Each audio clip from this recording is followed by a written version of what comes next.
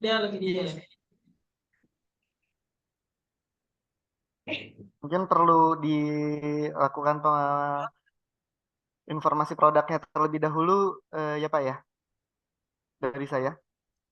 Baik, baik, Pak. Boleh? Oke. Mbak Upit minta tolong dibantu untuk share screen.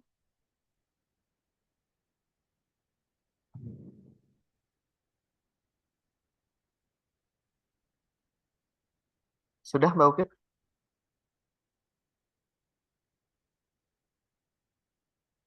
Kalau saat kita berdua, Bu. Yang dua ini boleh lah ya.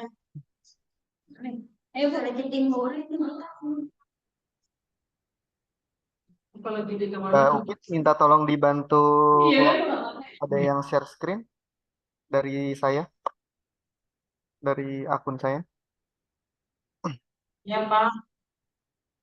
Terus Kak. Gimana sih? Oh berarti sudah jadi host nih. Oh, jadi hostnya belum ada share screen-nya. Belum ada ya? Oke, oke. Anggota-anggota nih. Enggak masuk. Sebentar, sebentar. Sudah bisa share screen.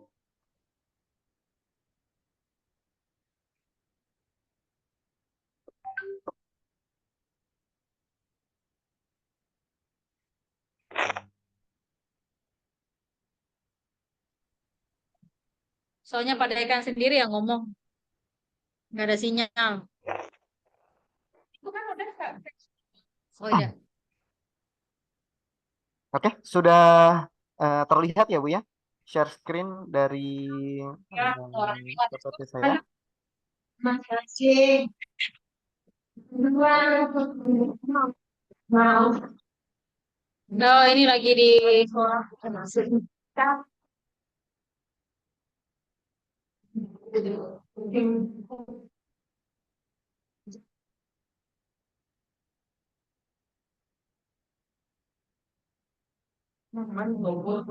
itu jadi pulang kemarin. Kalau yang bisa soalnya. Iya. Iya. Di PPMP.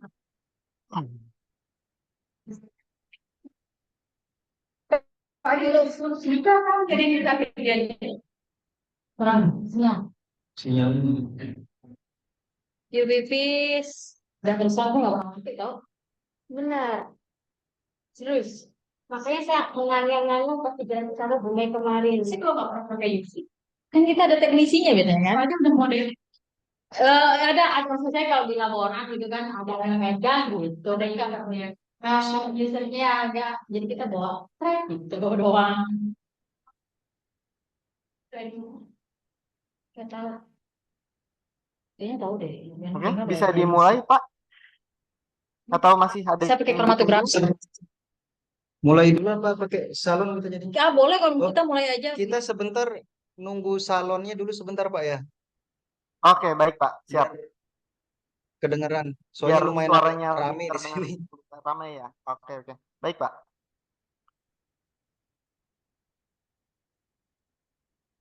Mana Bu Eli?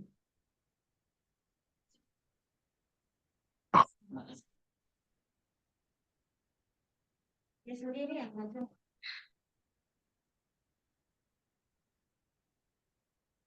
Mbak Upi nggak angkat telepon? Coba telepon Mbak Lalu. Mau nanya apa nih? Gitu. Instalasi softwarenya Bu. Makanya untuk pelatihannya kita sudah melakukan hanya sehingga tentang kalau untuk prosedur penggunaannya belum bisa katanya. Mohon maaf Ibu, suaranya sama sekali tidak terdengar di earphone saya. Kalau untuk tesnya kemarin sudah kita dan hasilnya tentang semua. Tapi untuk prosedur penggunaannya belum bisa, Pak. Oh, prosedur penggunaannya belum dibuka ya. Tapi sudah yang UV Pro itu sudah diinstal, Bu. UV Pro-nya udah diinstal. Udah diinstal kan belum gitu. UV Pro. Belum ada katanya Pak Abi. Ada di kan ketika Ibu buka paketnya itu ada power cord, kemudian ada unitnya, dan ada lagi itu eh, Beneran. Ya, disk tidak aja Bu. disknya itu berisi seperti ini, Bu. Saya share screen. Oh, di screen. Ini mungkin Pak Abi masih membutuhkan ini. Nah, ini isinya, Bu.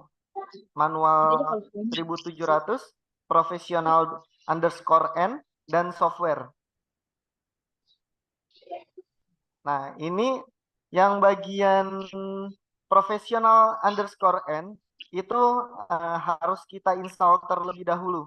Nah, nama softwarenya adalah UV Profesional.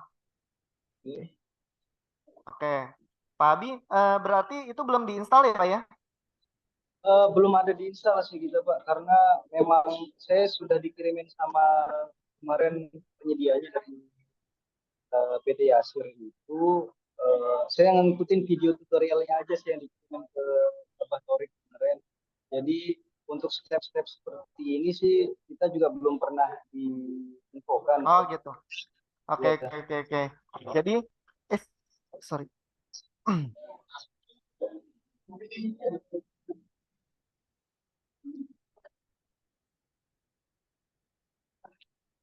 Jadi untuk penggunaan spektro UV 1700 ini bisa menggunakan dua cara, Pak dan Ibu, yaitu langsung digunakan pada spektro tersebut atau bisa juga di setting penggunaannya dari PC yang diinstal. Kita memberikan sebuah disk yang isinya itu software. Nah, itu bisa dilakukan instalasi dari disk tersebut. Nanti bisa dibuka di situ. Berarti sementara ini kita langsung ke alatnya saja ya, Pak Abi dan Bu Leli. Iya, boleh Pak. Oke. Ini berarti mohon maaf yang diinstal di PC ini dia sebagai interface saja Pak, sebagai pembaca aja apa gimana Pak? Yang mana, Pak? Yang ini yang kita mau install di PC, jadi yang ada softwarenya di situ itu dia softwarenya sebagai apa? Sebagai interface atau sebagai apa Pak? Softwarenya untuk ini, Pak. Kita melakukan pekerjaan tersebut bukan sebagai interface saja sih, untuk kita mengaplikasikannya. Jadi nggak perlu kita berada di depan berada di depan si spektronya dan mencet si keypad dari spektro tersebut. Jadi kita lakukan pengoperasiannya. Untuk melakukan pengoperasiannya itu dari PC kita, Pak. Oh, berarti itu workstation-nya di situ ya, di PC itu ya Pak ya? Betul. Pemilihan parameter dan segala macamnya dari PC itu berarti Pak ya? Betul. Kemarin ini PC-nya nggak include sama alatnya Pak berarti? Oh, tidak. Tidak termasuk, Pak, kalau PC, Pak. Gitu. Tapi Karena memang, nah ini kita memang kurang komunikasi. Jadi saya juga kemarin datang, saya kira alatnya cuma ini aja. Saya kebetulan di Alkes Pak, jadi ada spektro yang kayak gini dia nggak pakai PC, jadi manual gitu kalau yang di. Nah, betul, berarti Pak. Ini seperti auto ya saya. Dia analisanya dari PC berarti saya. Mohon maaf, Pak, suaranya apakah bisa lebih kencang?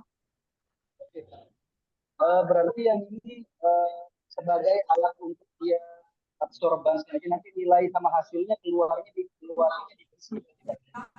betul. Nanti akan keluar nilai absorbansinya. Oke. Boleh lanjut. Jadi kalau UVP spektrofotometer ini saya rasa penggunaannya itu berbeda dengan fotometer yang berada di laboratorium klinis. Cuma konsep dan prinsipnya itu sama berdasarkan apa namanya panjang gelombang yang diserap oleh spektrofotometer tersebut. Untuk konsepnya dan prinsip itu sama, hanya saja perbedaannya itu di metode-metodenya. Nah, terkait dengan spektrofotometer UV vis, kita juga bisa melakukan pengoperasian dengan tanpa PC, jadi langsung di spektrofotometer tersebut. Nah, ketika kita menyalakan spektrofotometer tersebut, automatically akan melakukan diagnostik secara otomatis ya Pak dan Bu Leli. Sudah dilakukan ya? Sudah. Oke. Nah, dari tahap tersebut ketika sudah dilakukan diagnostik, itu fungsinya untuk menginformasikan kepada user apakah terjadi interferensi-interferensi yang akan timbul, misalkan lampu tersebut sudah habis masa berlakunya, masa pakainya, atau ada hal lain, misalkan kotor bagian si detektornya, jadi tidak sesuai dengan penggunaan si spektrofotometer. Nanti di diagnostik tersebut akan muncul errornya seperti itu. Nah, diagnostik tersebut itu selalu muncul ketika ketika pertama kali dimulai untuk dinyalakan. Jadi memang ini sebuah advantage ya, spektrofotometer tersebut bisa memberikan informasi diagnostik secara otomatis. Oke, ketika kita sudah menyalakan, sudah diwajibkan itu warming up selama 30 menit. Setelah 30 menit selesai, maka akan ada interface yang muncul pada display si spektro tersebut, yaitu ada 3 baris, fotometri, kuantitatif, dan setup. Bisa sambil dicek Pak Abi dan Bu Leli apakah benar di spektronya Masih ada. warming up. Oh, masih warming up. Oke, baik, sambil kita tunggu saja ya Bu ya. Oke. Sambil kita tunggu,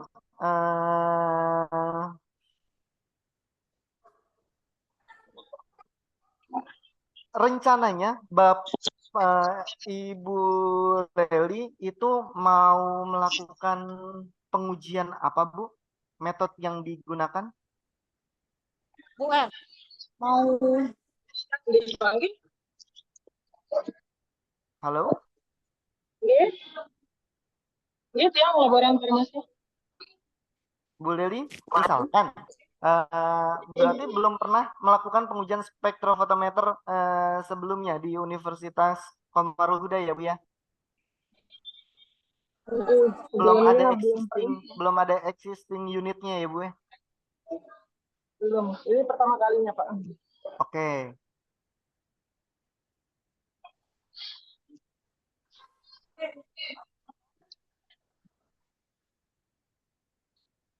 kalau dinyalain ini yang Pak tinggal pas dicolok aja. Iya. Untuk warming up-nya. Iya, 30 menit dulu ya. 30 menit. Untuk warming up nyala sekitar 20 menitan selesainya, tapi better itu di 30 menit agar stabil kondisi cahaya yang dipakai, itu 30 menitan sih Bu. Gitu. Mungkin itu di situ masih sekitar 7 menit lagi ya. Oke, tapi nggak apa-apa. Nanti next ketika mau melakukan pengoperasian spektro minimal 30 menit.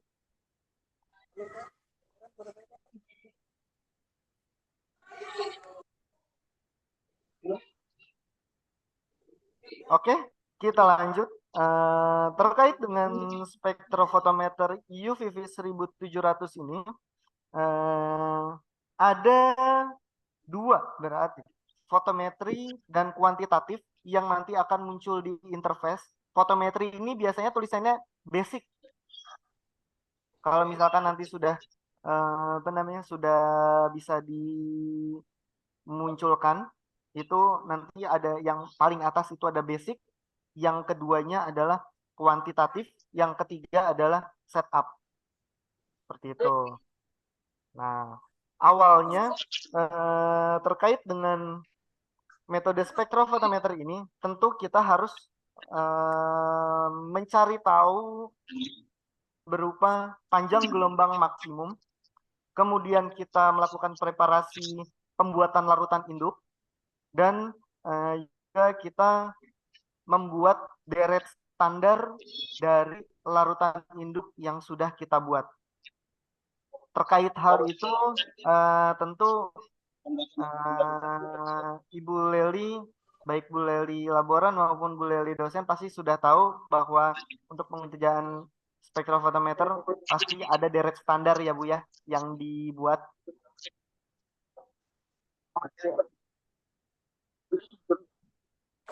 Halo?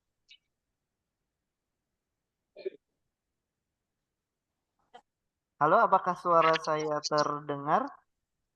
Halo Bu, Waalaikumsalam, sudah gabung? Halo? Halo, Ibu Ya. sudah gabung? Jemut dulu.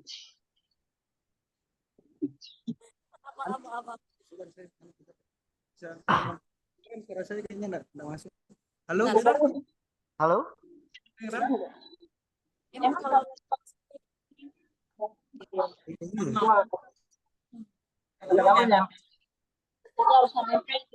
Ini Pak, suara saya kedengeran nggak Pak? Saya Suaranya pakai. terdengar, Pak. Oh iya, ini mau konfirmasi lagi terkait yang PC tadi. Berarti ini kita nggak perlu menyiapkan PC, alatnya sudah bisa mengeluarkan hasil berarti Pak ya? Bisa, betul. Jika ingin menggunakan PC bisa, jika mau langsung digunakan tanpa PC pun bisa. Hanya saja untuk menjaga shelf life atau enggak keawetan dari keypad spektrofotometer, karena bagian tersebut yang paling sering rentan rusak itu menggunakan apa namanya dari PC sih Pak. Tapi kalau misalkan memang langsung mau menggunakan di spektronya itu juga bisa. Kemudian ini ada pertanyaan kemarin ya, sebentar coba saya baca.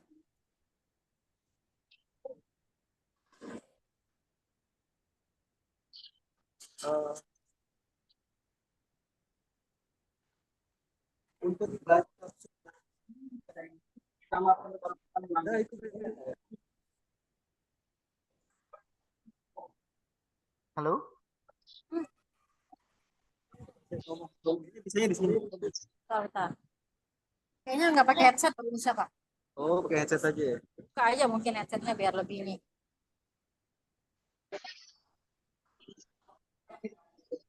Halo Pak, kedengeran saya, Pak?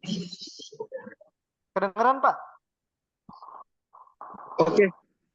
Jadi ada pertanyaan ini Pak tentang baca absorbensi sampel sama penetapan lambda max.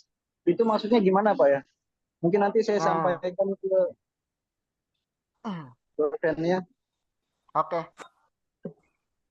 Jadi untuk penetapan lambda max dan pembuatan, maaf tadi Pak Abi, penetapan lambda max dan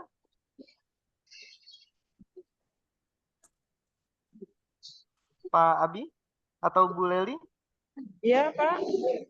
Tadi penetapan lambda max dan Lambda max sama apa tadi? Katanya sama berisik absorbensi ya. Oh, Belajar oke. sama Baik. penetapan lambda max. Oke. Aktivitas untuk baca absorbensi sampel Absorbensinya sama ya, Bu ya. penetapan lambda max dan operating time. Oke. Untuk membuat lambda max itu memang hal yang paling utama dilakukan. Kita bisa melakukan penetapan lambda max berdasarkan jika Biar Ibu aku luruskan sambil sudah dikasih membuka spektrofotometer di displaynya, itu ada pilihan basic. Pada pilihan basic, itu nanti Ibu bisa masukkan rentang panjang gelombang yang sudah ditentukan. Misalkan Ibu ingin mengecek berapa sih panjang gelombang maksimum yang akan diperoleh ketika 450 nanometer hingga 520 nanometer. Nah, karena ini spektrofotometernya jenis atau tipenya adalah single beam, maka harus dilakukan satu persatu, Bu. Jadi, pembuatan larutan induk yang sudah diketahui konsentrasinya, misalkan Ibu memiliki larutan KMNO4 sebanyak dengan konsentrasi yang sudah diketahui adalah 20 ppm. Nah, konsentrasi 20 ppm tersebut perlu dibaca pada range panjang gelombang yang akan kita tuju. Panjang gelombang maksimumnya itu berapa? Contohnya, konsentrasi 20 ppm tersebut akan dibaca di panjang gelombang 450 nanometer, kemudian 460 nanometer, 470 nanometer, dan seterusnya hingga panjang gelombang di range panjang gelombang tertinggi yaitu 520 nanometer. Nah, dari pembacaan di spektrofotometer itu kita kan tadi pilih yang basic ya. Basic tersebut nanti kita bisa masukkan interface-nya seperti ini. Bisa saya tunjukkan sebentar.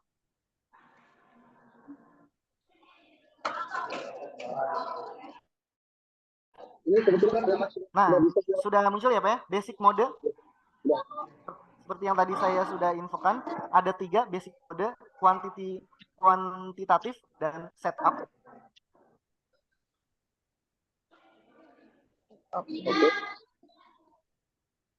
Ya, oke. Kemudian di start, enter, atau enter.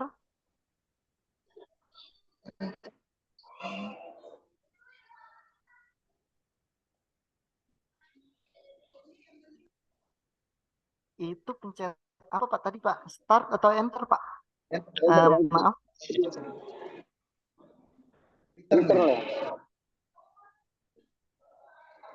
Yang di kiri coba di set Pak. Yang bagian paling atas. Sesamping Goto Lambda. Ya, tuh. Ketika sudah masuk Pak, ketika sudah masuk ke mode basic, Bapak start ke basic mode.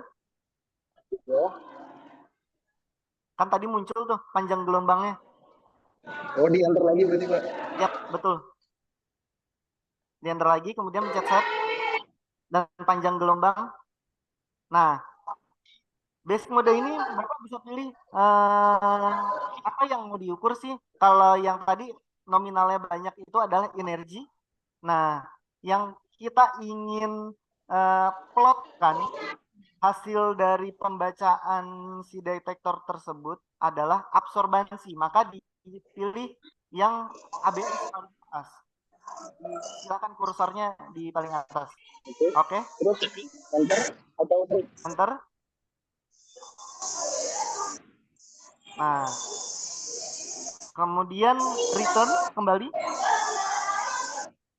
Kemudian kita masukkan panjang gelombangnya, Pak. Goto lambda. Yang IPET nomor 2, betul.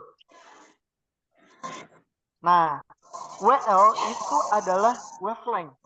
Di mana tadi kita ingin mencari lambda maksimum 450 nanometer hingga 520, maka harus di set satu-satu, satu persatu. Seperti itu.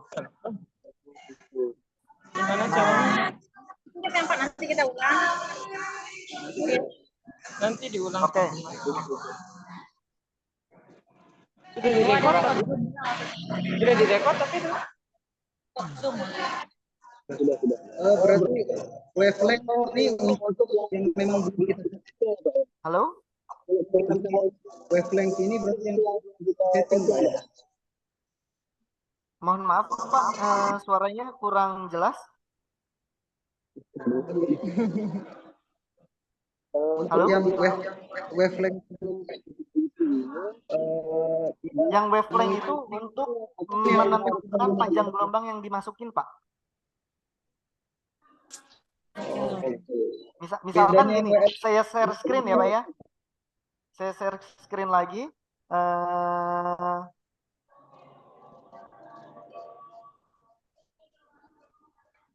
Misalkan kita ingin mencari apa namanya, berapa sih panjang gelombang maksimum dari 480 sampai 580 nanometer yang kita punya sampel. Misalkan ini sampelnya adalah sampel KMNO4. Nah, ternyata pada panjang gelombang yang Bapak masukin 480 ini, KMNO4 sebanyak 20 miligram per liter yang sudah dibuat, ini hanya contoh ya Pak ya. Misalkan KMNO4 20 ppm yang sudah dibuat menghasilkan 0,235 absorbansinya. Kemudian dilakukan pengecekan lagi pada holder itu yang 490 wavelength-nya yang masih ada di interface tersebut, dimasukin 490, kemudian dibaca, di scanning, mendapatkan hasil 0,281 hingga wavelength yang Bapak tuliskan, yang Bapak catat di interface tersebut di display 580, nanti akan muncul absorbensinya 0,195. Nilai ini hanya sebagai contoh saja, Pak. Gitu. Nah, ini dari data yang sudah kita dapatkan, absorbansi ini, itu nanti kita bisa plotkan ke dalam grafik. Ke dalam grafik tersebut nanti kayak misalkan yang ini ternyata absorbansi tertinggi optimalnya berada pada panjang gelombang maksimum yaitu 510 nanometer. Seperti itu. Jadi panjang gelombang maksimum yang didapatkan adalah yang ini 510 karena dia memiliki nilai absorbansi tertinggi dibandingkan dengan panjang gelombang lainnya. Oke. Bisa dipahami ya Pak Abi, kemudian Bu Leli, untuk penetapan panjang gelombangnya. Kalau dari aku enggak, mungkin dari dosennya yang menggunakan. Kalau dari aku mungkin nanti bisa. Pak, salah satunya. Oke. Jadi kalau ada tipe lain yang lebih advance, itu penetapan panjang gelombang maksimumnya itu sudah ada settingan, disebutnya apa ya? Sudah ada metodenya tersendiri, wavelength scan namanya. Jadi dia bisa mengukur karena dia double beam, dia bisa langsung mengukur hanya memberikan satu belangko dan satu sampel, kemudian dia mengukur panjang gelombang tersebut dengan range misalkan 480 sampai 520, nanti dia otomatis akan mencari peak tertinggi atau apa namanya puncak tertinggi ketika pembacaan si absorbansinya gitu. Jadi kalau untuk di spektrum UV 1700 masih manual diplot satu-satu dengan membuat rentang wavelength yang akan dicari seperti itu. Oke, kopi ya Pak Adi Aureli. Pak, mungkin Baik, kita coba langsung di alatnya Pak. Jadi mungkin biar kalian teori dan praktek. Oke. Nah, ini ada apa aja kira-kira yang bisa Bapak punya sampel apa di sana? Minimal ada apa namanya yang udah ada belum? Juga siapa? Oh iya, Bapak, Ibu, berarti ini mau langsung Ada. Coba dah. gimana Pak? Boleh pakai hasil ekstraksi? Boleh? Boleh pakai ekstraksi. Boleh pakai ekstraksi Pak? Hasil Coba ditanya langsung.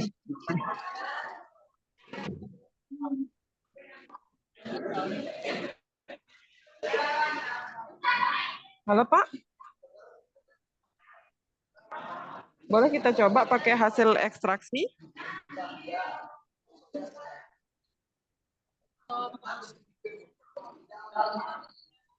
Atau harus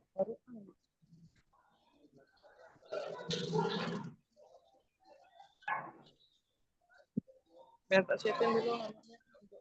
Halo Pak, suaranya nggak kedengeran Pak. Coba saya ambilkan dulu ya sampelnya. Pak, maaf ini untuk sampelnya bisa kami pakai misalkan hasil dari ekstraksi suatu apa tanaman tumbuhan yang kami punya di sini. Halo? suaranya nggak kedengeran Pak. Suaranya nggak kedengeran.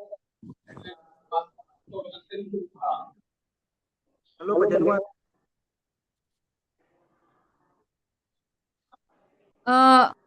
Nggak ada suaranya Pak.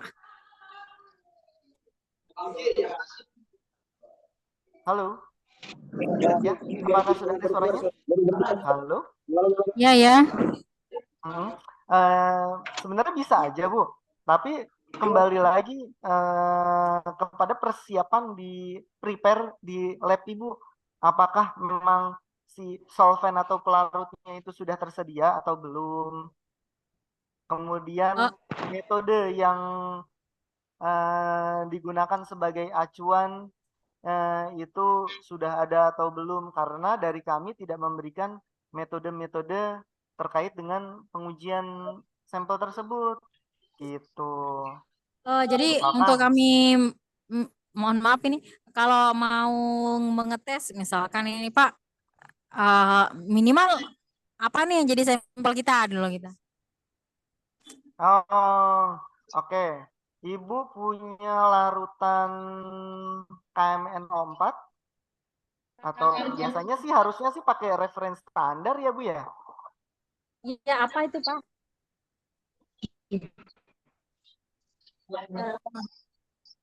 Kak.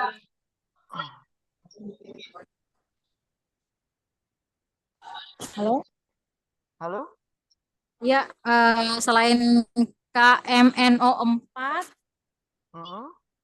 coba saya cari ini.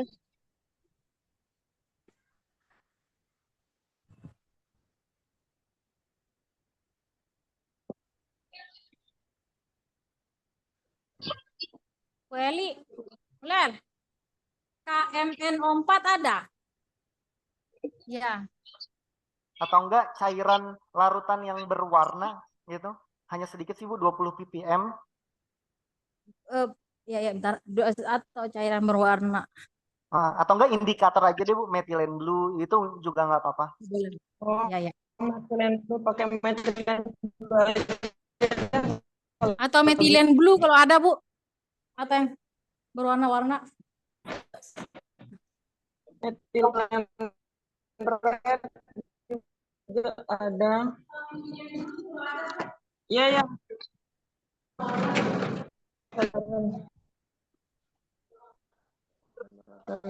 Yang warna-warna ada Bu. Apa nih warna di sini? Kalau metilen red boleh nggak Pak? Methylen red boleh, Bu.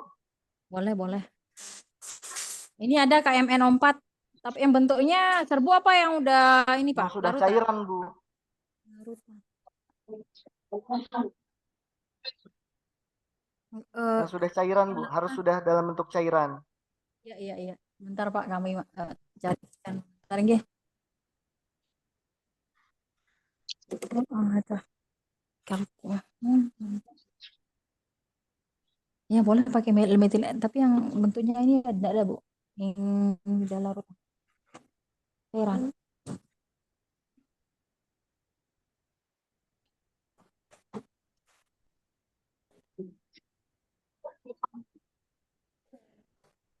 Metilen uren niki Pak. Ada. Oh, ya. Metilen blue berapa kita pakai ini Pak? Halo? Halo? Berapa mili atau berapa ppm? Ibu bisa masukin aja langsung ke dalam kuvetnya. Tersedianya berapa? Sampai 2/3 kuvet. Itu kan gue denger ya. 2 2/3 kuvet. 2/3 tinggi kuvet.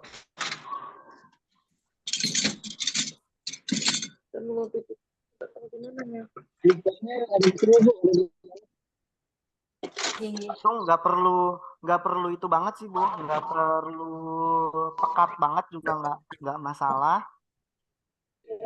Atau nggak mau diencerin lagi dengan apa? Dengan Aquades juga boleh supaya nggak sayang-sayang banget.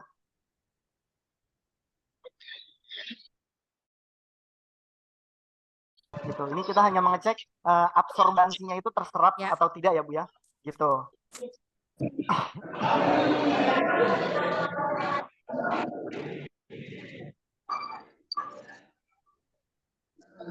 Ada metilen itu.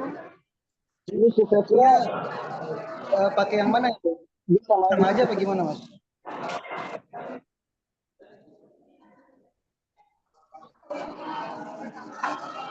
Kuvet yang kita pakai.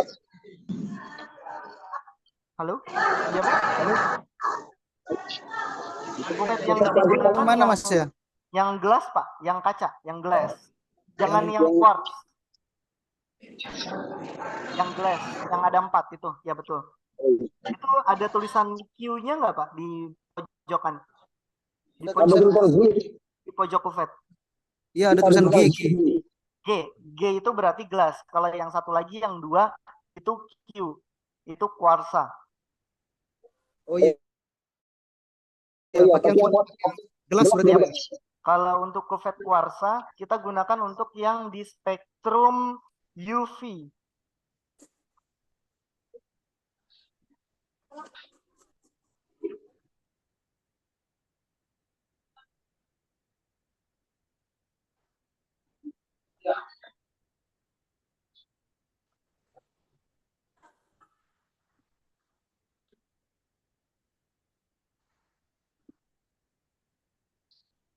Dua per tiga tadi ya?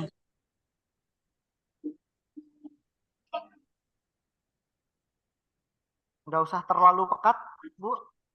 Yang nanti diangkirin. metilen. Ini metilen blue ya Bu ya? Apa metilen? Metilen blue. Metilen blue. Oke.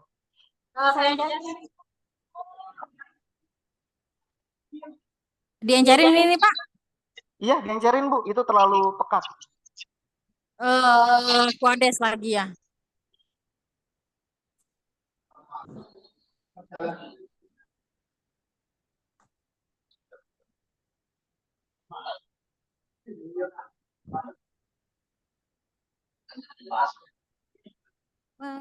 Gua.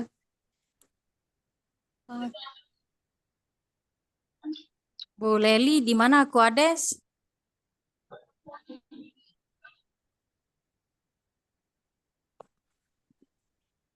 Bu Leli.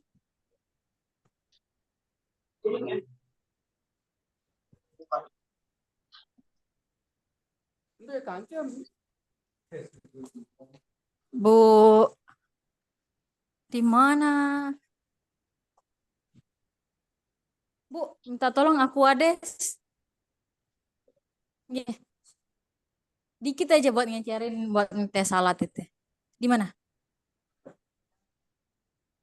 Nggak, nggak ngerti saya.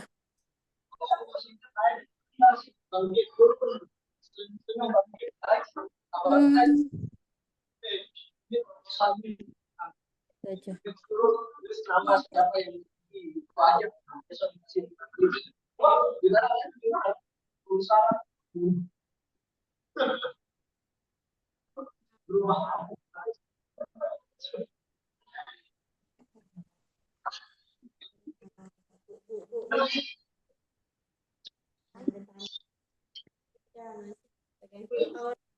Oh, di tanda ngasih masker.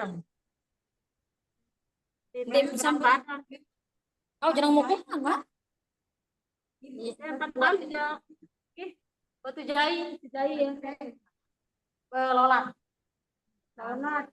Nggak dekat masjid tuh banyak. Ya lagi aja. Oh, gitu.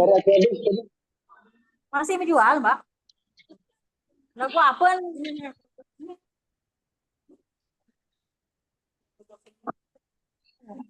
Rumah di naon tahu masih baru. Cukup sedikit kok. Buat dia yang cari. Enggak pakai dia. Sekarang langsung aja dia yang cari. Yang penting enggak tahu kok. Iya. Ya. Gitu.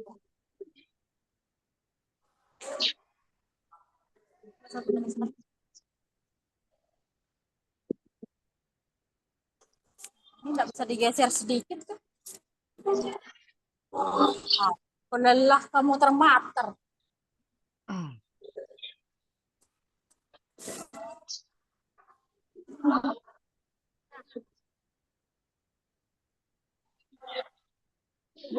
Berapa? Dikit aja kan? Sedikit aja, Bu. Maksudnya tipis juga nggak apa-apa sih. Tetap terbaca pasti sih. Segini aja bisa. 2/3 kufet ya, Bu ya? Kurang. Oke, jadi disiapin dua kufet, Bu. Apa ya? Satu Yang kufet berapa itu? isinya hanya pelarutnya saja atau aquades. Satu lagi yang sampel methylene blue tersebut. Oh iya.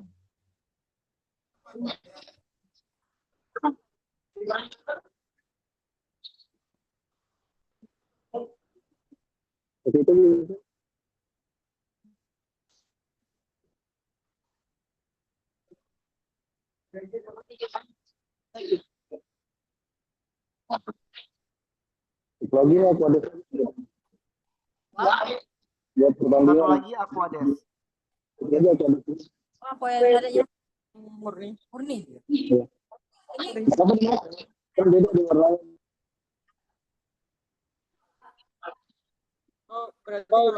Yang ada yang dengan konsentrasi yang berbeda gitu kan maksudnya ya.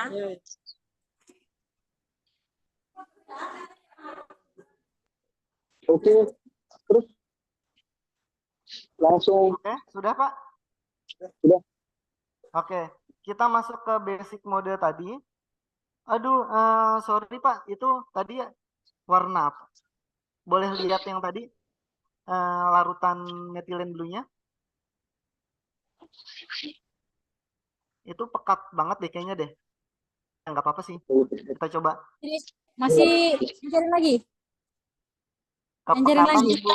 Ya Bu, diencerin lagi aja agar absorbansinya tidak terlalu tinggi. Encerin lagi, Pak.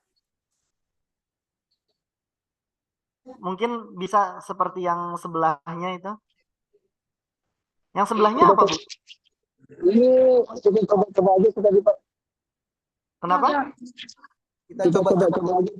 Oh, oke. Baik, kalau gitu berarti diambil satu lagi kufet untuk belangko.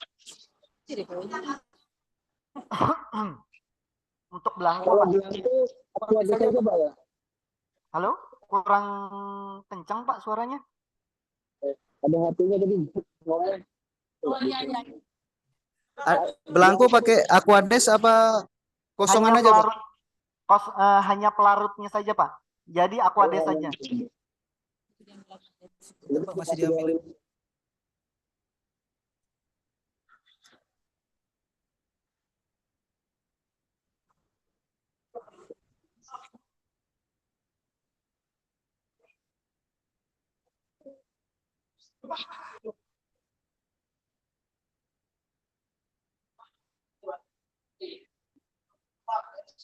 Itu pakai brand apa, Bu?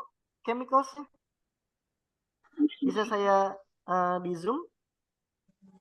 Pak Adi, Gimana Pak? methylene blue-nya seperti apa, Bu, itu? Coba bisa lihat.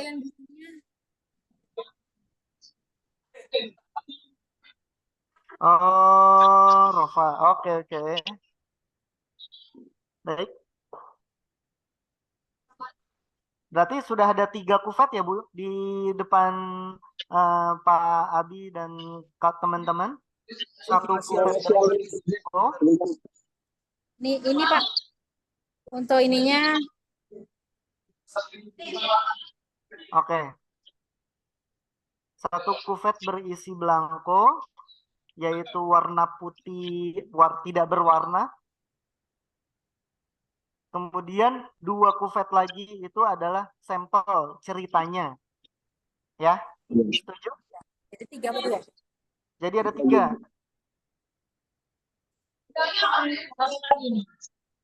Harus ada belangko karena single beam pengukurannya harus ada faktor koreksi dari belangko. Nih Pak. Ya, oke, baik kalau gitu. Kita masuk ke mode spektrometer tersebut di mode basic. Di mode basic ya udah. Oke. Mode basic, kemudian kita tetapkan panjang gelombang si sampel yang akan kita ukur. Karena tadi kan perkiraan saya itu adalah warna biru berada di 640 nanometer misalkan. Silakan dirubah panjang gelombangnya.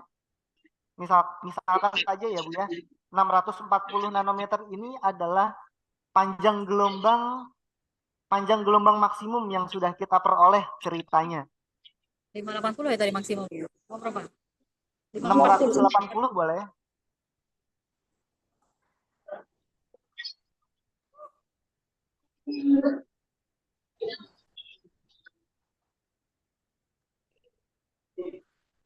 Ini Pak.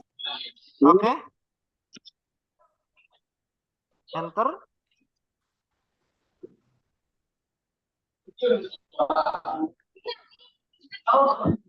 Nah, itu tulisannya apa Pak? Basic mode 680 nanometer. Berarti ini yang akan kita baca itu di panjang gelombang 680. Silahkan dibuka bagian penutup spektronya yang bagian kanan. Ada holder 1, 2, 3, dan 4 ya Pak ya. Holder pertama ini untuk memasukkan belangko yang putih. Apa? Holder pertama apa? Yang pertama belangko. Belangko. Yang kedua sampel. Yang kedua sampel. Perlu diperhatikan. Untuk sampelnya bebas ya, untuk konsentrasinya itu yang lebih encer atau yang lebih dekat. Oh iya, nggak masalah. Pak ini yang bening hadap sini apa ngadep begini Pak? Yang bening berada di posisi kanan dan kiri. Jadi di bagian sisi kan ada kayak lubang pemancar cahaya ya Pak. Oh iya betul. Ya, nah jadi itu harus tembus gitu. Jangan terhalang dengan yang bagian buramnya. Jadi benar sudah seperti itu. Nggak ada itu ya? Ini berarti. Udah Mas. Oke, sudah? Sudah, kita bisa tutup si tempat ininya, penutup cover holder kuvetnya. Kita kembali lagi ke bagian si spektro display. Ke bagian display itu tadi yang ditembakkan oleh sinar itu ada di posisi pertama yang blanko. Kalau kita lihat tadi posisinya ya Pak ya, belum dirubah. Pak Abi ngeh nggak? Satu jangan. Pinjam headset. Coba dibuka lagi deh. Gimana Pak? Coba menurut Pak Abi tadi yang akan dibaca itu holder nomor berapa? Holder 2 dan 3. Yang warna biru atau blanko? Yang warna biru Pak. Oh, bukan Pak. Yang tadi akan dibaca adalah holder nomor 1, yaitu blanko. Bapak coba cek kembali. Dibuka lagi deh. Buka lagi. Bapak bisa lihat itu yang bagian kanan dan kiri ada lubang. Itu adalah sinar cahaya yang akan diteruskan ke dalam sampel. Nah, berarti ini yang dibaca yang bagian nomor 1. Yang blanko. Oke ya? Siap. Setuju? Oke, kalau gitu kita tutup lagi holdernya. Kita sepakat yang dibaca adalah blanko, maka kita lakukan zero. Ada klik zero tadi Pak.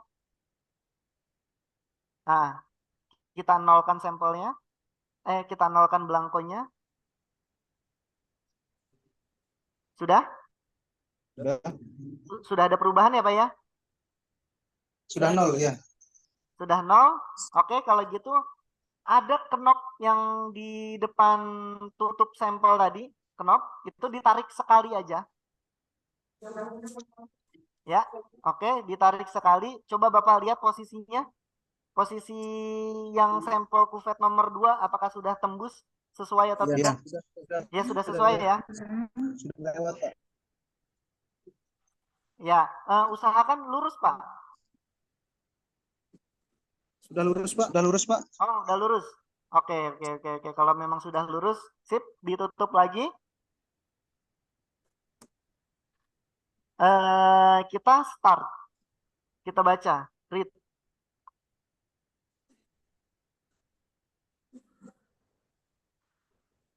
Print ya tadi. Print ya. Mana read? Start.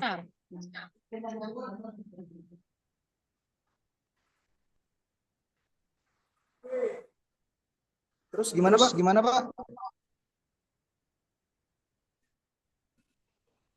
Sudah belum muncul angkanya Pak? Belum. Iya, belum Pak. Coba Pak di start.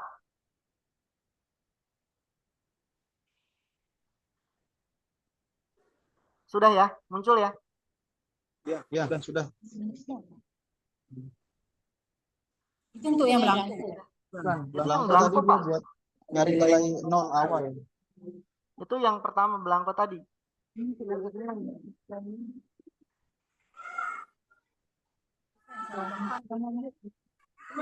Terus gimana Pak? Yang nomor 2 coba di Tarik lagi. Yap, Tarik tarik lagi nomor 3.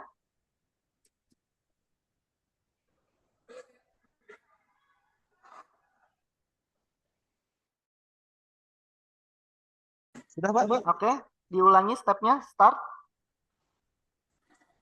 Oke, sudah.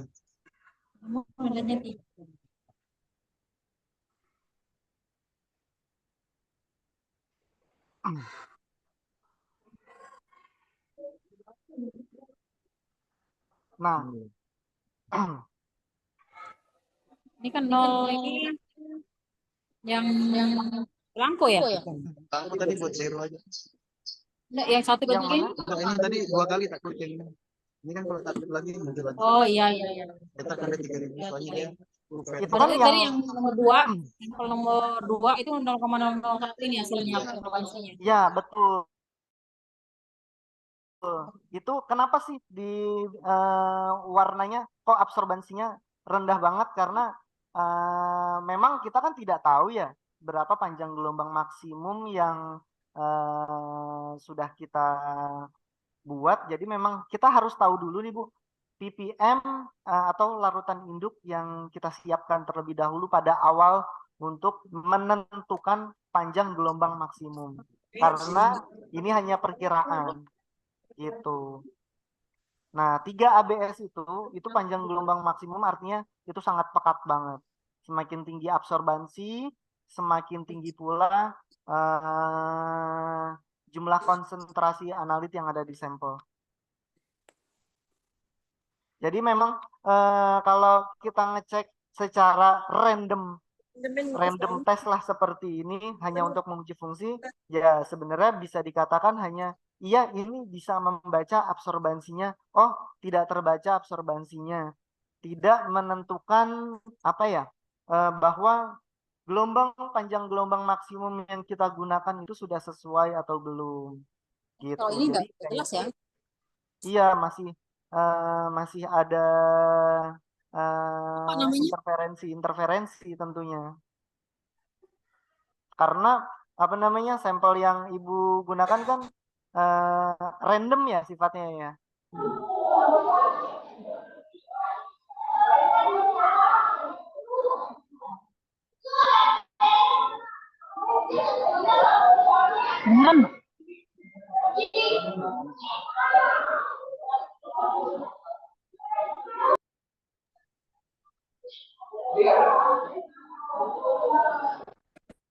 Halo? Ya,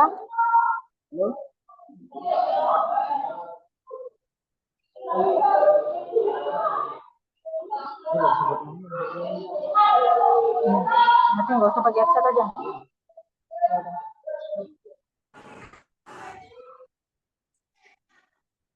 Halo Pak, kedengeran suara saya Pak? Ya, terdengar Pak. Oke. Kita ambil contoh bahwa si yang tadi berarti sampel yang paling pekat itu ada di sampel terakhir ya Pak ya? Betul Pak, 3.000 Pak. 3, itu bukan 3.000 sih Pak, 3,000. Oh, 3. Oh iya, oke. Absorbansinya. Oke, Gitu. yang paling pekat nomor 3. Berarti prosedur pemakaiannya kayak gitu ya Pak ya? Itu prosedur pemakaian untuk mencari panjang gelombang maksimum Pak. Nanti tadi itu. Nanti kita rubah-rubah lagi panjang gelombang maksimum yang akan kita gunakan 450, 460. Tadi kan berapa? 680 ya? Iya, 680 Pak. 680, 690, 700, 710, 720 atau interval lainnya sesuai dengan metode atau kehendak si operator atau user gitu. Jadi tidak ada pakem kalau menentukan panjang gelombang maksimum itu nilai intervalnya harus segini. Oh, nggak ada kok itu. Berarti mohon maaf tadi kita dapat nilai 680 itu juga tidak ada pakemnya Pak ya. Kita mau pakai panjang gelombang berapa aja bisa berarti Pak. Iya, betul. Itu tadi 680 karena saya kan tadi minta methylene blue. Methylene blue itu ada pada range spektrum 400 sampai 800 kan luas ya Pak ya. Makanya saya pilih 680 di tengah-tengah. Apakah itu terbaca atau tidak? Kan di sini tadi permintaannya adalah bahwa spektrofotometer tersebut memang bisa berfungsi, bisa membaca nilai absorbansinya.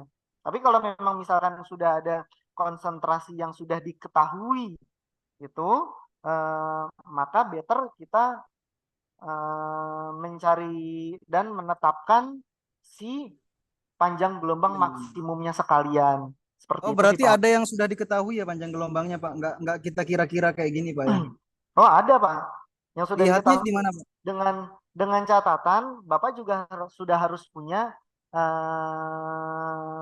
sampel larutan induknya yang sudah diketahui si konsentrasinya gitu. Itu biasanya di apa di panduan reagennya itu udah ada apa cairannya udah tertera gitu Pak ya berarti ya. Di panduan penelitian sih Pak biasanya Pak. Oh, di panduan penelitian. Balik lagi kepada user yang ingin Bener ya. kalau kita mah ibaratnya Ya, betul. jurnal acuan. Paham, paham. Oh, baik, Pak. Berarti untuk step-stepnya seperti itu. Nah, untuk yang kita cari zeroing tadi yang kita pakai Aquades untuk baseline-nya itu semuanya harus itu apa pencampurnya aja yang kita ukur awal apa gimana, Pak? Gimana Pak maksudnya?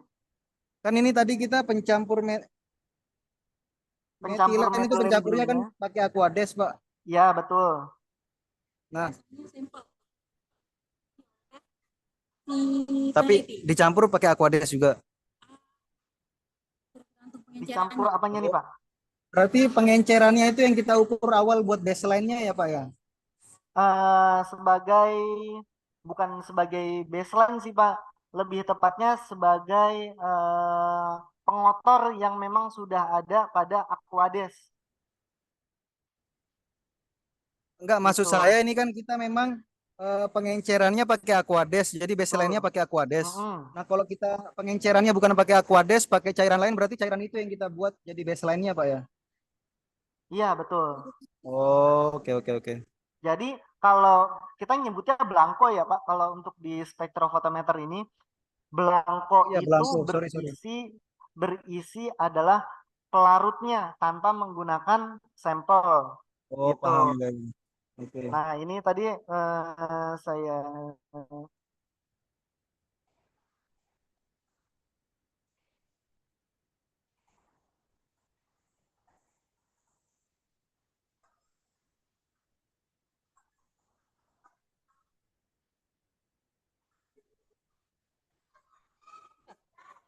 Belum.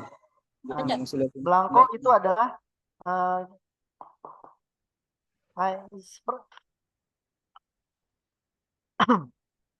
untuk penetapan spektrofotometer, metode spektrofotometer, pertama kita harus menyiapkan larutan induknya terlebih dahulu.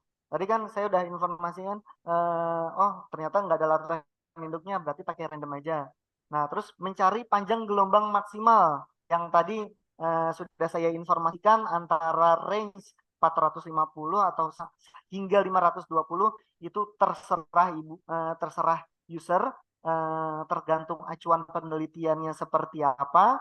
Nanti bisa dicari tuh panjang gelombang maksimalnya melalui metode si basic mode. Basic mode tadi kan muncul tuh absorbansi, ya betul. Ya, absorbansi betul. Yang di bawah kita ada wavelength panjang gelombang nanometer.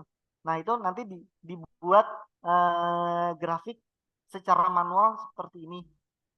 Nanti kita bisa menentukan berapa sih nilai panjang gelombang, apa namanya, nggak perlu dari grafik juga sudah ketahuan sih berapa nilai puncak serapan tersebut.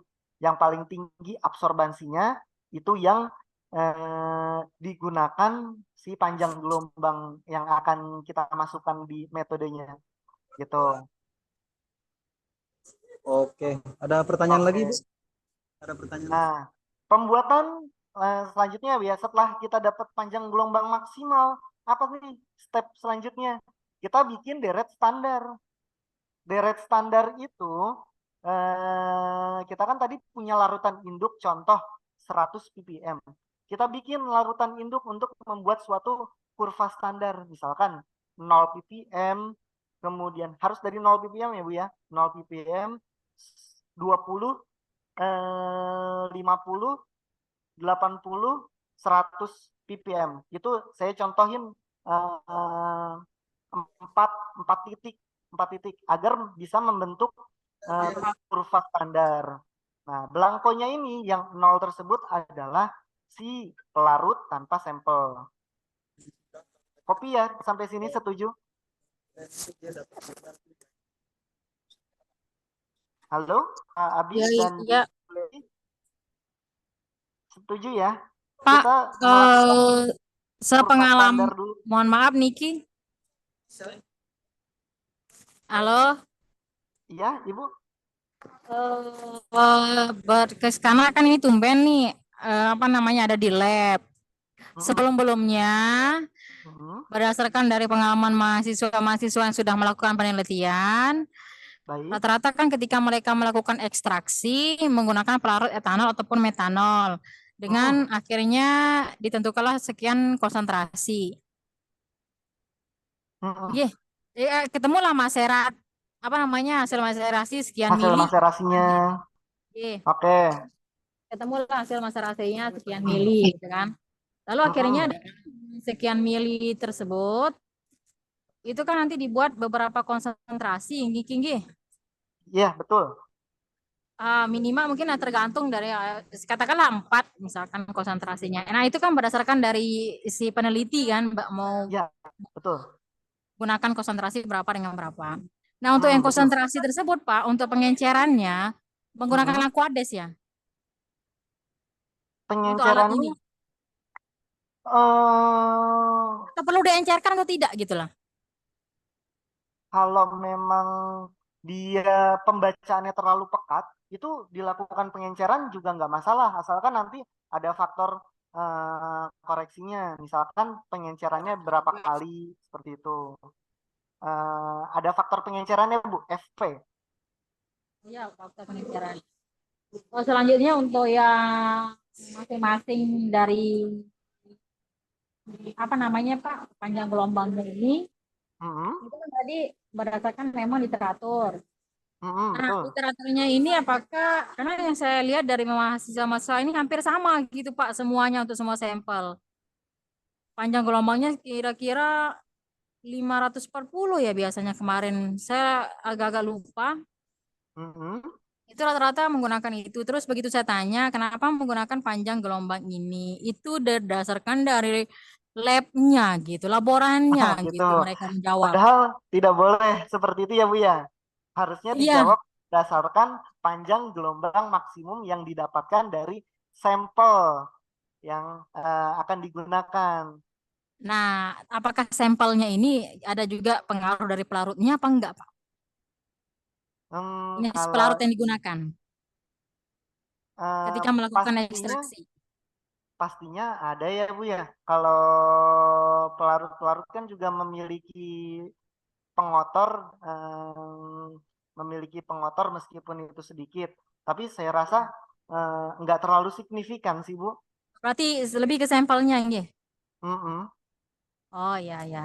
Soalnya gitu. Asalkan asalkan ini, Bu, memang apa namanya, reagen atau pelarut yang ibu gunakan misalkan etanol, grade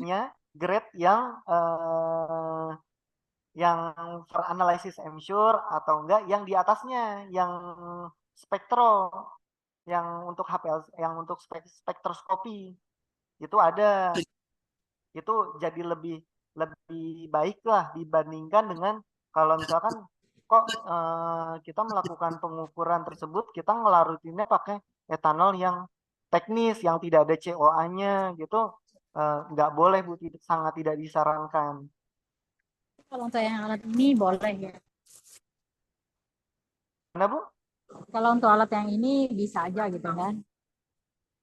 Boleh. nggak boleh, Bu. Tetap tetap itu menjadi pengotor. Kita harus menggunakan memang yang grade analytical reagent atau PA kita sebut bahasa umumnya mah, yang pro analis. Iya. Oke. Oke. Untuk pengoperasian, pokoknya tadi panjang gelombangnya udah. Sekarang pengoperasiannya ya, tadi udah ya. Nah, pengoperasiannya tadi jangan lupa ya, Bu ya, untuk memilih kuvet yang benar, yaitu Oh iya, kuvet gelas itu untuk the spektrum apa itu namanya? visible, atau yang plastik yang disposable juga boleh untuk yang visible. Tapi Nah, untuk yang UV itu harus menggunakan yang kuarsa. Ya, kenapa Pak? Untuk pemilihan harus yang sesuai. jika dilakukan pengukuran visible itu menggunakan kuvet yang glass atau yang plastik disposable boleh. Kalau untuk pengukuran spektrum UV itu menggunakan kuvet dengan jenis Warsa gitu. Yang kuarsa itu lebih ke plastik gitu ya, atau setengah kaca gitu? Enggak, dia kuarsa sih Bu. Di situ biasanya kalau di apa namanya kuvet yang ada di hadapan Ibu, yang kuarsa itu ada tulisannya Q. Kalau yang glass itu untuk visible tulisannya G. Coba Ibu perhatikan perbandingannya. Saya sih juga nggak hafal ya Oh iya, ini kalau ngebedainnya gimana. G tulisannya Selalu ngelihat bersih ya. kuarsanya itu aja kode Q Untuk perawatan kupetnya, untuk gitu. membersihkannya bisa pakai air yang mengalir gitu aja, atau harus pakai Aquades? Harusnya dan baiknya sih pakai Aquades ditambah dengan ada cleaning agent Bu. Kan kalau yang fish itu kan dia sampelnya berwarna. Ada peluang dia itu apa namanya deposit. Deposit itu adalah pengotor yang nanti akan mungkin berkerak di kuvetnya, itu harus dibersihkan, direndam menggunakan si cleaning solution. Cleaning solution seperti Namanya contohnya ya, cairannya. kalau gimana Bu? Cleaning solution nama cairannya ya. Betul, biasanya ada yang merek High Media itu High Spark, itu nanti bisa deh sama Pak Abi kita informasiin bisa menggunakan cairan yang mana gitu. Itu ada sendiri karena memang kalau untuk kuvet ya kan ya berkaitan dengan optik ya Bu ya. Jadi memang harus selalu dalam kondisi yang baik sih Bu perawatannya Iya. gitu. Makanya orang kenapa sih ada yang plastik penggantinya? Biasanya orang itu malas buat ngebersihin.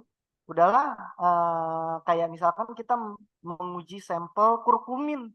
Sampel kurkumin itu ngilangin warna kuningnya itu susah sekali Bu di gelas. Makanya ada kuvet disposable yang sekali pakai aja nih. Udah nggak usah dicuci langsung buang. Itu yang plastik. Khusus untuk yang visible. Seperti itu. Ada satu pertanyaan saya, Pak, boleh nggih? Boleh Bu, tentu Bu. Tadi kan Waktu dan tempat dipersilakan. kayak larutan metilen blue ini kan warnanya pekat, kemudian harus diencerkan. Nah, bagaimana kalau kita sampelnya itu seperti krim, salep, apakah harus diencerkan atau langsung bisa dimasukkan dalam bentuk sediaan krim atau salepnya? Oh, nggak bisa Bu. Harus dalam bentuk sediaan yang memang sudah dilakukan preparasi terlebih dahulu. Jadi harus Gitu. diencerkan terlebih dahulu ya, baru Iya, bisa betul. sampelnya ya. Diencerkan terlebih dahulu. Betul. Oke. Kan ini juga kalau spektro kan enaknya adalah dia dalam range ppm juga masih terbaca kan Bu ya, miligram per liter, dia sangat kecil. Kalau ppb itu bisa menggunakan spektrofotometer jenis yang lain, misalkan AAS seperti itu. Berarti ini dikhususkan untuk larutan aja, nggih Pak, nggih, tidak diperuntukkan sediaan semi solid gitu, nggih? Betul. Kalau saya sih setuju karena nanti bakal mempengaruhi si apa namanya, misalkan seperti semikoloid atau enggak sediaan tersebut masuk sebagai pembias pembacaan cahayanya, khawatirnya di situ. Tapi yang bisa kebaca di sini untuk pengencernya tidak berpengaruh kan? Cuma zat aktifnya aja mungkin nanti yang berpengaruh ya yang bisa kebaca. Betul, hanya zat aktifnya saja yang memberikan energi. Walaupun yang kita anukan encer ya, misalkan kita gunakan Aquades kata itu, misalkan krim kita udah jadi nih, terus kita mau ukur skalanya di spektro ini. Nah, perlu kita encerin, bisa pakai Aquades atau pelarut lain, tapi nanti ketika kebaca itu, yang kebaca itu bukan dari pelarutnya kan, kecuali melainkan dari zat aktifnya. Zat aktif yang memberikan Salah gitu loh. energi radiasi dari si sampel bertemu dengan si pelarutnya, Bu, tetap pelarutnya. Berarti harus sesuai ya, menggunakan pelarut yang sesuai gitu. Iya, betul. Tidak semuanya bisa menggunakan pelarut metanol, bisa jadi menggunakan pelarutnya etanol, bisa jadi menggunakan eh, hanya Aquades juga langsung keluar, apa namanya, bisa terjadi energi radiasi yang akan dibaca oleh si spektrofotometer itu bisa jadi gitu.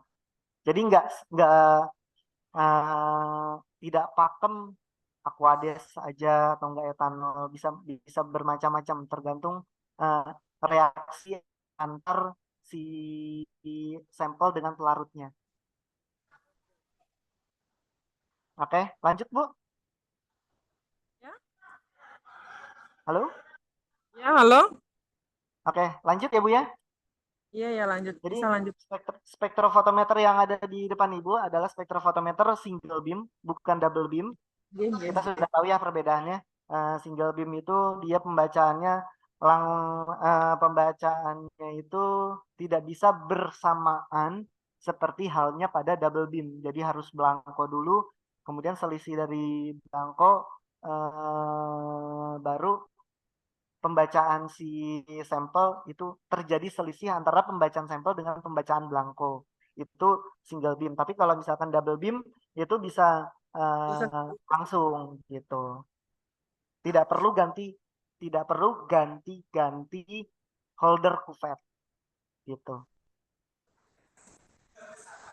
Oke, kemudian lanjut setelah kita tadi mendapatkan kurva kalibrasi standar, itu tujuannya kita simpan datanya dan kita masukkan untuk interpretasi datanya pada persamaan Y sama dengan AX plus B, di mana ini kurva kalibrasi yang biasa kita ketahui ya Bu ya, dengan catatan regresi itu harus mendekati 1. Regresi harus mendekati 1. Contoh, better itu adalah 0, contoh R regresinya sama dengan 0,99952. Nah, regresi ini adalah salah satu contoh regresi yang baik karena menunjukkan deret standar yang kita buat itu sudah sangat bagus gitu. Kalau ini mah sudah hafal ya Bu ya. Halo? Ya, halo Pak. Ya, kalau regresi mah sudah hafal ya Bu ya. Mohon maaf Pak, jadi saya sebelumnya belum pernah memegang yang namanya spektro, jadi saya agak buta masalah Oh, ini, masalah oke. perspektroan. Jadi mungkin dengan Oke. menonton YouTube atau mungkin mengulang nanti recordnya yang dari Bapak mungkin nanti. Nanti bisa kok ditanyain langsung ke Janu juga nggak masalah setelah ini juga. Terus kita kan udah dapat nih pengerjaan metodenya. Sebenarnya harus saya sampaikan terlebih dahulu itu troubleshooting sama maintenance-nya Bu. Gitu. Untuk troubleshooting dan maintenance yang diperlukan di spektrofotometer ini, dia ini kan sistemnya sudah automatically diagnostic system ya Bu ya. Dia yang tadi ketika kita melakukan nyolok si spektro, kita on kan powernya, dia langsung mendeteksi diagnostik secara otomatis. Ya. Jadi Ibu tidak perlu troubleshooting satu-satu karena sudah otomatis gitu. Oke, Bu. Ini dengan Bu Leli ya masih? Halo? Nanti mungkin boleh tak minta nomornya di Pak Abdi nggih Pak nggih? Boleh? Boleh. Bu Leli, Kalau nanti belum coba kan jadi belum tahu anunya. Mungkin nanti akan sering mengganggu atau sering menghubungi Bapak terkait spektro ini. oke oke oke. Seiring perjalanannya waktu kan sambil saya belajar. Iya. Nggak masalah Bu. Ya udah kalau gitu nanti berhubung ini belum apa ya? Belum ditempatkan secara proper ya Bu ya, berarti spektronya. Bu Leli, Ya. karena spektronya belum ditempatkan secara proper, artinya masih tidak tahu. Sudah tahu belum Bu? Mau ditempatkan di lab mana dan kondisinya seperti apa? Sudah sih, sudah kita apa namanya? Sudah kita putuskan mau ditempatkan di lab mana. Sudah tinggal kita. Oke. Nah, ini adalah hal-hal yang harus diwajibkan ya Bu ya sebetulnya terkait dengan kalau punya spektrofotometer kita harus punya logbook terkait Ya. dengan yang menggunakan siapa dari jam berapa untuk parameter apa. Ya, kemarin sudah sempat sih tak buat anunya. Logbooknya sudah ya Bu ya. Digunakan nanti terus nanti logbooknya taruh dia. Oke.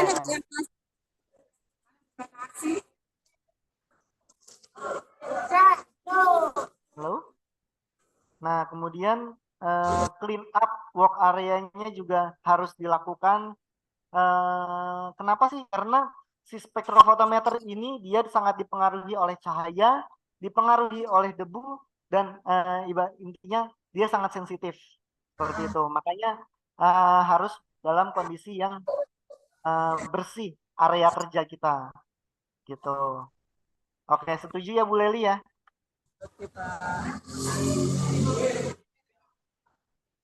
Halo? Ya, halo Pak. Nah, setuju ya Bu Leli ya bahwa kondisi ruangan kerja Setuju. harus bersih. Ya Kalau Pak, bisa setuju, setuju. kalau bisa sih punya cover untuk nutup supaya tidak ada debu. Ya, Kemudian sudah ada. laboratoriumnya harus terkontrol, typical lab, yaitu maksudnya humidity-nya itu kita bisa telusuri. Kalau Dan untuk AC-nya berarti harus tetap dinyalain AC-nya. kalau itu aja sih Bu, kalau pas lagi operating time, lagi pengoperasian. Kalau lagi pengoperasian, suhu harus dalam range 20 sampai 25 derajat. Oke, oke. Kalau lagi tidak sedang digunakan sih, ya nggak masalah menyesuaikan kondisi lingkungan tersebut saja, gitu. Ya, harus tetap ada penutupnya, nggih, kalau tidak sedang digunakan. Oke, lanjut. Harus Kita ada penutupnya, nggih, kalau sedang tidak digunakan. betul. Kayaknya di situ ada deh Bu covernya. Ya, ada covernya ada.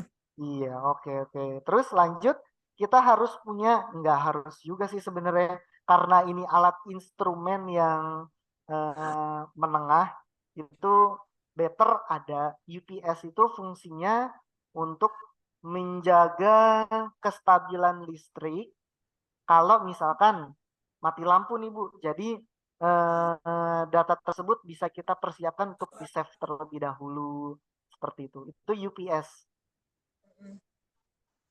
Sudah tahu Bu ya UPS mah? Oke. Kemudian power source-nya itu 220 sesuai dengan yang berada di Indonesia. Kalau bisa stabil elektrikalnya. Kemudian posisi meja kerja dan tempat untuk si spektro. Dia harus ergonomik, permanen, stabil. Artinya apa? Ibu nggak boleh menempatkan spektro tersebut di atas misalkan di atas kursi bakso atau enggak di meja stainless yang naik turun dia nggak stabil ya Bu ya. Kita sudah punya yang tempat yang Oke. Yang proper sudah ada Ibu ya. Oke. Ya. Itu terkait dengan keharusan si spektrofotometer. Kemudian ada lagi saran untuk maintenance-nya. Maintenance-nya seperti apa sih? Kita melakukan kalibrasi tahunan, Bu. Secara per tahun. Saran kami itu adalah melakukan akreditasi melakukan kalibrasi di lab yang sudah terakreditasikan. Itu yang pertama. Kemudian yang kedua adalah ke Unram. gimana Bu? Ya insya Allah besok kita ada pelatihan juga ke Unram yang sudah terakreditasi A. Oh, oke, siap kalau gitu. Nanti bisa ditanya sekalian aja. Kalau misalkan melalui di tempatnya Pak Abi juga bisa dibantu untuk administrasi kalibrasi, jasa kalibrasi itu pasti bisa atau enggak ditanya aja biayanya berapa gitu. Kemudian yang kedua tadi sudah disampaikan untuk warming up si spektro itu dibutuhkan sekitar 30 menit. Tuh. Jadi ngukur sampurna, ngukur Nah, lanjut ya Bu ya. Bu Ya. Lili. Ya, Bu ya Lili, boleh. ini ada source lampu. Lampu yang digunakan di spektro ini ada dua jenis. Lampu deuterium untuk area UV pada panjang gelombang 190 hingga 340 nanometer. Dan ada juga lampu wolfram untuk area visible. Lampu wolfram ini 340 sampai 1100 nanometer. Nah, biasanya kedua lampu ini tidak memiliki umur yang panjang. Jadi, user kalau bisa memang bisa melakukan pergantian secara mandiri. Itu nggak sulit kok. Gitu. Biasanya kalau kedua lampu ini punya masa shelf life-nya itu, masa pakainya selama 1000 jam. Sangat sebentar ya Bu ya. Iya. Nah ya kemungkinan harus diganti itu per 4 bulan kalau misalkan jarang, bahkan kalau jarang banget per 6 bulan sekali itu dilakukan pergantian lampu. Nah, gimana menyiasatinya? Bagaimana sih menyiasatinya agar lampu tersebut lebih tahan lama lagi? Ada di situ di spektronya mode setup itu untuk memilih dinyalakan atau dimatikan lampunya. Kalau memang kita lagi menggunakan area yang UV, lampu D2, deuterium, maka si lampu wolfram yang area visible itu bisa di turn off, bisa dimatikan. Sebaliknya kalau kita lagi menggunakan yang area visible kayak tadi menggunakan methylene blue, maka lampu yang deuterium itu harus dimatikan. Yang wolframnya ini dinyalakan gitu. Terus selanjutnya troubleshooting selanjutnya adalah pada spektrofotometer ada pilihan dark current calibrate. Itu kalau misalkan dilakukan pemindahan dari satu ruang ke ruang yang lain, maka harus dilakukan dark current calibrate. Ini. Kita lakukan ini ya Bu ya, dark current calibrate. Kalau misalkan kita pindah ruangan si spektronya.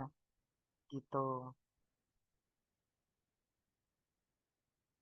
Selanjutnya yang terakhir adalah kalau misalkan kan kalau di spektrofotometer yang lain tuh ada baseline sistem dan juga melakukan kalibrasi wavelength.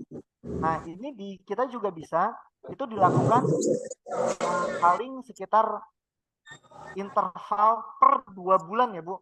Ada di situ wavelength calibration. Itu bisa digunakan otomatis langsung digunakan secara otomatis. Gitu.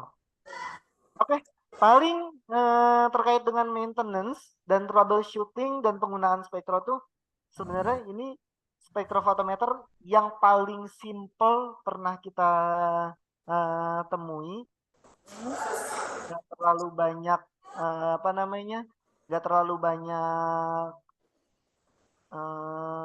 pencetan tombol-tombol. Jadi insya Allah kalau misalkan mau dilakukan apa namanya, mau dilakukan kayak misalkan coba-coba sendiri itu juga nggak jadi masalah kok, tenang aman. Oke, oke. Itu kecuali kalau merubah si holdernya itu Bu ya, holder yang tidak boleh tuh kalau misalkan si holder lagi digunakan terus dibuka dipindah-pindah itu sangat tidak disarankan. Iya, iya. Oke, paling itu aja sih Bu, Bu Leli terkait dengan apa namanya spektrofotometer UV 1700. Sampel aja lah ya.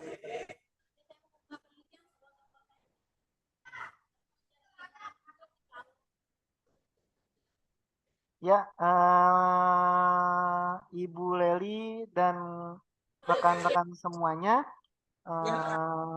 mungkin itu saja yang bisa saya sampaikan terkait dengan spektrofotometer UV 1700.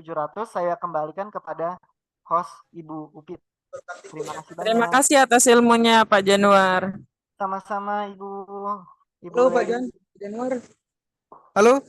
Halo, iya Ya, Pak, Pak. mohon maaf ini kalau kita mau ngeprint yang kompatibel merek apa aja ya Pak ya? Kalau print yang kompatibel, kayaknya merek apapun juga nggak jadi masalah sih Pak. Maksudnya kita harus kan kalau yang belum terdaftar mungkin drivernya kita harus install dulu apa gimana Pak? Gimana Pak? Kalau kan kalau drivernya belum ada apa kita install dulu di alatnya apa gimana Pak? Ngeprint untuk ngeprint. Biasanya sih langsung dicolok aja sih Pak. Kan di bagian spektrofotometer itu ada port VGA yang bisa di connect ke printer ya Pak ya. Nah itu bisa Ya, kok ada. langsung. Oh, langsung bisa. Ah, Jadi nggak atau perlu install driver segala macam ya Pak ya? nggak perlu Pak. Nggak perlu. Terus untuk maintenance-nya, jadi kan dia ada kayak transmitter receiver-nya ya kayak lensanya itu kita bersihin pakai apa Pak ya? Nggak usah dipencet, nggak usah diapa-apain Pak itu Pak.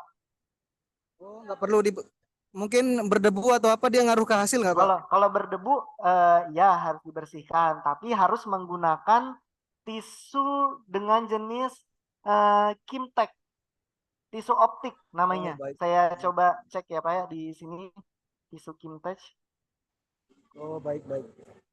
Oke, kemudian matiinnya Nah, langsung saklarnya langsung dimatikan atau ada step lagi tambahan Pak?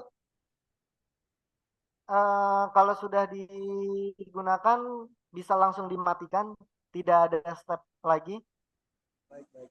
Yang penting sudah di Kemudian save datanya, yang penting data sudah di save itu udah aman, bisa dimatikan. baik baik. Save-nya berarti tadi setelah keluar nilai absorbannya ada menu save berarti tadi Pak ya? Ya betul. Nih Oke. saya share screen Pak. Tisu Kimtek itu seperti ini modelnya. Nah ini dia tisu optis disebutnya Melihat tadi dia share screen. untuk melakukan si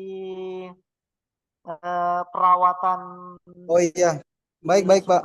Kemudian ini selain mode basic mode kan ada kuantitatif, itu apa tuh Pak ya?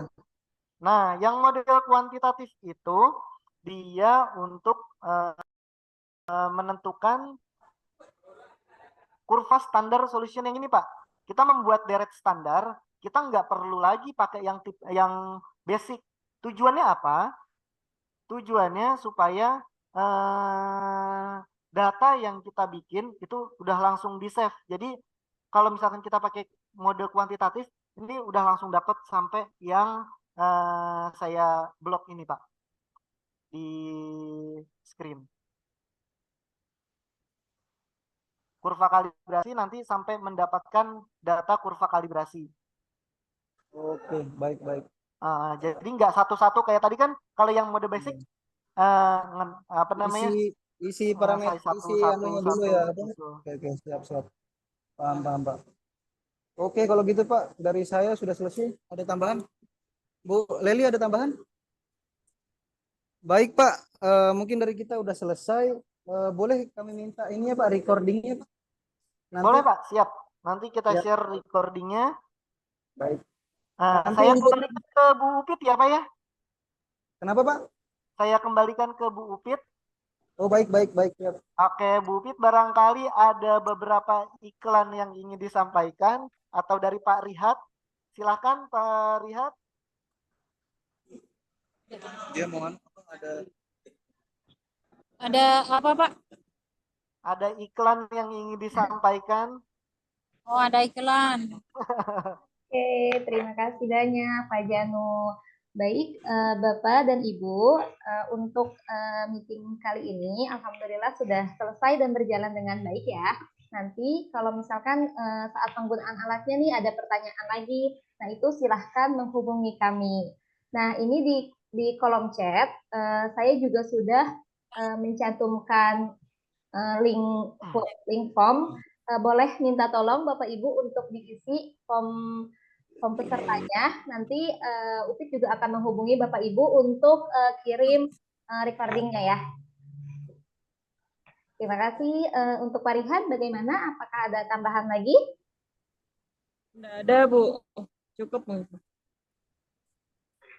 Baik, kalau gitu jangan lupa untuk formnya diisi ya Bapak Ibu. Nanti recordingnya Upit kirim. Terima kasih. Apabila tidak ada pertanyaan, kami izin akhiri untuk meeting kali ini. Terima kasih banyak. Mohon maaf apabila ada kesalahan. Wassalamualaikum warahmatullahi wabarakatuh. Waalaikumsalam warahmatullahi wabarakatuh. Terima kasih Bapak, Ibu. Sama-sama. Wah, Lombok Tengah berarti dekat Mandalika ya? Mantap bener. Sekalian nonton MotoGP. Ayo ke sana Upit, Ayo. minta Pak Rihan. Iya sih, tadinya mau pengen ke sana nih, Pak. Iya, Iya, sama-sama Lombok Tengah ternyata. iya. Ya wis Pak Imat, Pak Imat, Pak Rihan, gimana lebih lanjutnya? Apakah ada? Tadi bukannya sekalian iklan Pak Rihan mah bisa nawarin yang lain kan? Saya lagi ini orang ngebenerin alat tadi, Pak. Maaf, Pak. Nggak begitu konsen. Oh, lagi. Ya, Oke, alat. oke, oke. Wis. Nggak apa-apa. Nanti aja saya tawarin yang lainnya. Insya Allah. Makasih Oke. banyak. Itu, Pak. Makasih Pak Jan. Dan makan siangnya sendiri-sendiri nih, Pak ya. Jauh soalnya. Ya, siap Pak. Kalau gitu. Iya. Ya wis, kalau gitu kita undur diri ya Pak ya. Iya, Iya, makasih, Pak. Terima kasih. Assalamualaikum. Salam. Salam.